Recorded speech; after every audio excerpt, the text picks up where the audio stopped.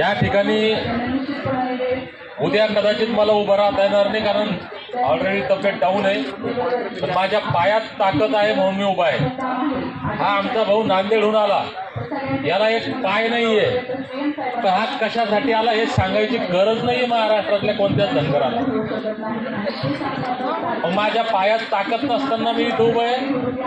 ह्या भावाच्या पायच नाहीये तरी उभा आहे. आता तुम्ही घरी का बसलेत भावांनो, हा माझा तुम्हाला प्रश्न आहे. फक्त गप्पा मारायच्या आम्ही 2.5 कोटी आणि 3 कोटी आहे. काय करायचं त्या 2.5-3 कोटीचं? काय केलं इतक्या वर्षात त्या 2.5-3 कोटीचं? जर तुम्ही खरंच 2.5-3 कोटी असाल, अरे 1% जरी या मुंबईत आला ना, तर ही मुंबई नाही, ही दिल्ली हलू शकते. इतकं जरी कळलं तुम्हाला आजच्या प्रसंगाहून तर खूप झालं. आज हा भाऊ आमच्यामध्ये आला, याचं कौतुक करावं तितकं कमी आहे. याचे आभार मानणार नाही मी, कारण आभार मानावं कुणाचे, त्याचा टाइमपास काहीतरी वाटतं. ह्या भावाचे आभार नाही, याचे कायम उपकार कायम स्मरणात राहील.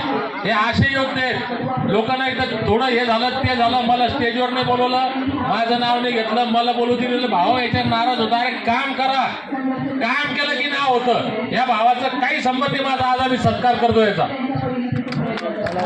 असे